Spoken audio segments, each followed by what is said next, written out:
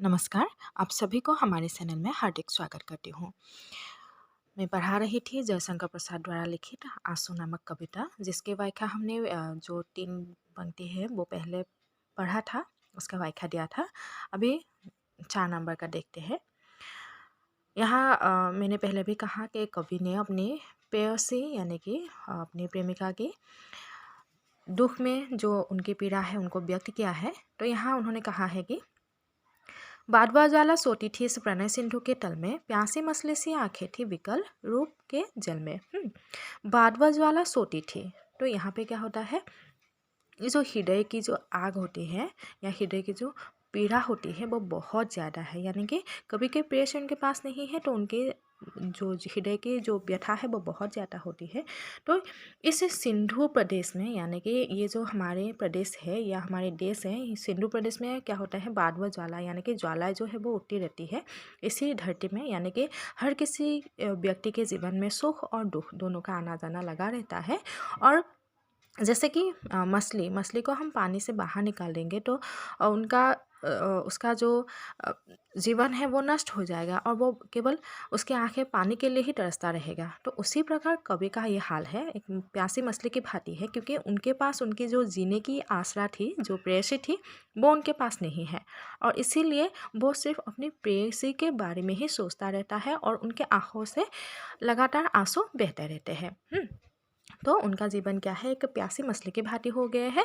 जिस प्रकार सिंधु प्रदेश में बहुत ही लोगों के हृदय में जो दुख है, पीड़ा है, उसका आगमन होता रहता है, उसी प्रकार कवि के जीवन में भी ये दुख जो है वो ज़्यादा बढ़ आया है और वो केवल अपनी प्रेमिका के बारे में सोचता रहता है। बुलबुले सिंधु के फूटे नक्षत्र मालिका टूटी, नभमुक्त कुंतला धरनी दिखलाई देती लूटी। तो बुलबुले यानी कि सिंधु नदी में जैसे होते हैं कि ये जो बुलबुलाहट होते हैं वो उठते रहते हैं, यानी कि लहरों का जो आना जाना है वो चलता रहता है। और उसी प्रकार क्या होता है, आसमान में ये जो नक्षत्र होता है वो हमें स्वच्छ आसमान में दिखाई देते हैं। और जो स्वच्छ आसमान में ये जो नक्षत्र है जब निकल आते हैं काले काले रात्रि में, ये जो सफ़ेद आकार का जो नक्षत्र चमकते रहते हैं वो बहुत ही ज़्यादा सुंदर होते हैं। और उसका प्रतिबिंब अगर नदी में गिरेंगे तो क्या होगा, आसमां का जो ये तारा है, चमकता हुआ तारा, जैसे पानी में उसका प्रतिबिंब गिरेंगे तो वो नदी में क्या होगा, ज़्यादा सुंदर दिखाई देगा। तो इसीलिए कवि का मानना है कि ये जो धरती है, धरती है, ये धरती बहुत ज़्यादा सुंदर है और ऐसा लगता है कुंतला यानी कि फूल, ये जो नदी है या धरती है, इसमें आसपास से जो नक्षत्र है वो आके मान लो उस नदी में गिर गया हो, यानी कि ये जो धरती है, ये धरती और भी ज़्यादा सुंदर हो गई। क्यों सुंदर हो गई, क्योंकि आसमां के जो नक्षत्र है वो धरती पे उतर आया है, इसीलिए ये धरती बहुत ही ज़्यादा सुंदर हो गया है। नेक्स्ट है, इस विकल वेदना को ले किसने सुख को ललकारा, वो एक अबोध अंकी सन बेसुध चैतन्य हमारा। तो कवि जो है वो अकेले है और उनकी जो दुख है, जो वेदना है वो बहुत ज़्यादा है।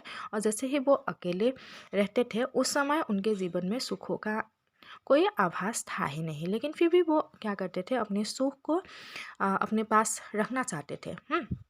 तो ऐसा मान लो जब व्यक्ति अकेला हो जाते हैं, दुख में पड़ जाते हैं, तो उस समय बहुत सारे लोग उनके पास आते हैं, उनको सहारा देने के लिए या कोई उसको दुख को बढ़ावा देने के लिए आता है। और वो व्यक्ति सुख की लालसा में जा ही नहीं सकते हैं, क्योंकि लोग उनको ज़्यादा तड़पाते रहते हैं। और ऐसा कवि का हाल है, वो अकेला है, दुख में फंसा हुआ है और ऐसे समय में उनके जो आसपास के लोग हैं वो आते हैं और मान लो ये कहते हैं कि शायद तुमको सुख कभी नहीं प्राप्त होगा।